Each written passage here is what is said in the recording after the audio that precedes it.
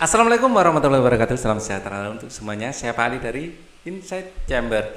Kita lanjutkan lagi ya. Sekarang adalah pembelajaran 2 halaman 187. Untuk pembahasan yang lain bisa dilihat di sini. Ya, ini adalah playlist. Ya, link dari playlist ini ada di kolom deskripsi. Semuanya akan dibahas di sini ya. Oke. Kita akan tutup dulu. Kita lanjutkan. Ini halaman sekali lagi berarti masuk 188 ya. Oke. Tanda-tanda kedatangan musim hujan semakin terlihat. Cuaca hujan dan berangin lebih sering terjadi. Penduduk desa sedang bersiap-siap menghadapi musim hujan. Kepala desa meminta warga untuk berkumpul di balai desa pada pukul 8 pagi. Kepala desa pun memberikan pengumuman. Bapak-bapak, ibu-ibu, musim hujan akan segera datang. Kita harus bersiap-siap. Gitu pengumumannya ya. Semua warga akan melakukan kerja bakti pada hari Minggu. Kerja bakti dilakukan agar musim hujan tidak terjadi banjir di desa mereka. Ada beberapa pekerjaan yang bisa dilakukan saat kerja bakti, yaitu membersihkan saluran air di dan bantaran sungai ya, menebang cabang pohon lebat agar tidak tumbang. Nah, ini berbahaya kalau sampai tumbang dan jatuh pada orang.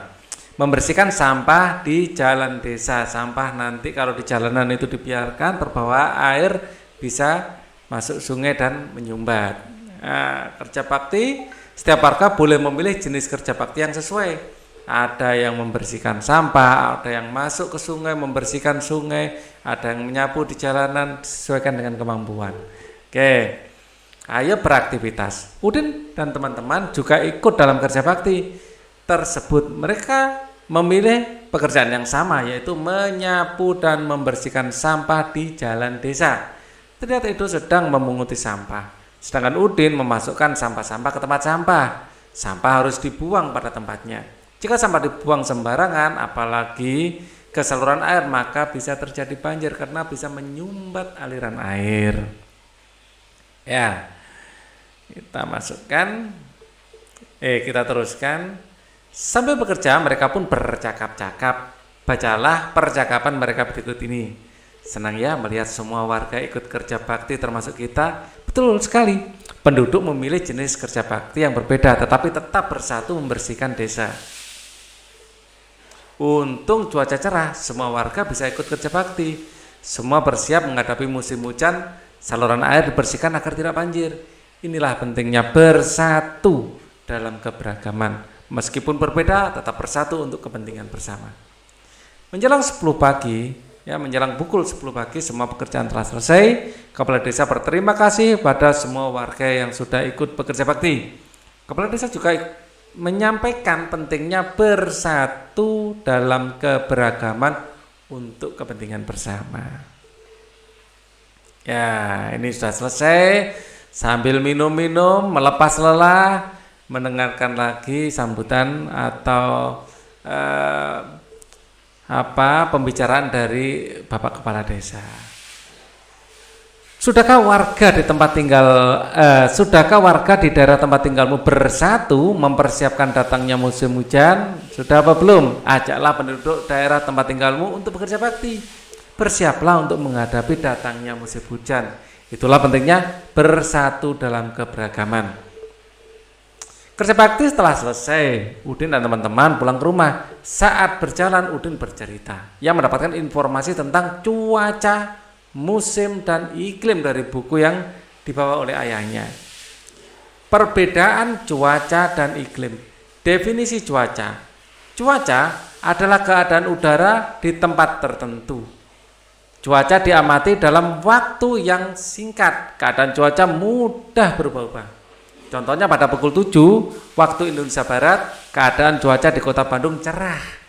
Angin bertiup cukup kencang, udara terasa sejuk. Akan tetapi pada pukul 14.00 waktu Indonesia bagian Barat, keadaan cuaca berubah. Udara makin panas dan angin bertiup tidak terlalu kencang. Sekarang definisi iklim menurut buku di sini ya. Iklim merupakan keadaan cuaca pada suatu daerah yang luas, ya. Iklim ditentukan dalam waktu yang lama sekitar 11 sampai 30 tahun. Iklim bersifat stabil dan tidak mudah berubah. Iklim di suatu tempat dipengaruhi letak tersebut di bumi. Iklim berbeda menimbulkan musim yang berbeda. Jadi iklim kalau di daerah khatulistiwa beriklim tropis, ya.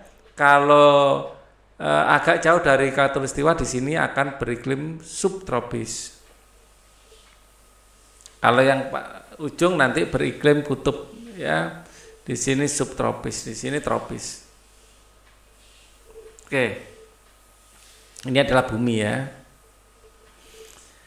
Nah, sudahkah kamu membaca teks tentang cuaca dan iklim? Informasi apa saja yang dapat kamu temukan dalam teks bacaan tentang cuaca dan iklim? Diskusikan bersama temanmu. Identifikasi informasi dalam teks bacaan tersebut. Lalu tuliskan pokok-pokok informasi pada kolom yang tersedia. Cuaca dan iklim. Cuaca meliputi daerah tertentu saja, iklim meliputi daerah yang luas. Cuaca waktunya pendek, bisa menit atau jam. Iklim waktu panjang, waktu yang digunakan untuk mengamati, panjang, ya, bisa sampai tahun, bulan atau tahun. Ya, perubahan musim yang sampai bulan. Kalau iklim tahun, waktu panjang bisa sampai tahun. Ya, waktu panjang ukuran tahun. Kalau ini ukuran menit atau jam. Cuaca mudah berubah. Sedangkan iklim stabil. Ya. Cuaca dipengaruhi keadaan awan.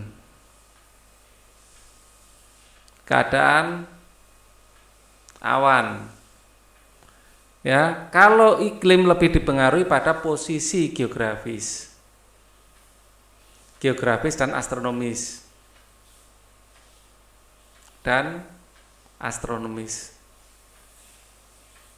Ya, geografis itu mungkin di puncak gunung atau di dataran rendah. Kalau astronomis itu lintang dekat khatulistiwa, ya, atau tropis atau subtropis astronomis itu. Atau subtropis. Ya. Oke. Kalau cuaca, ya, satu daerah dengan daerah lain itu cuaca ini mudah berubah, apalagi cuaca dan iklim yang bisa kita lihat di sini. Iklim yang berbeda menimbulkan musim yang berbeda. Ya. Cuaca sebenarnya ada cuaca, iklim sama musim seharusnya, ya. Jadi apalagi poin yang bisa kita dapatkan itu? Perbedaan. Ya, ini meliputi daerah tertentu saja, di daerah yang sama bisa kemungkinan cuacanya berbeda. Mungkin cuaca berbeda.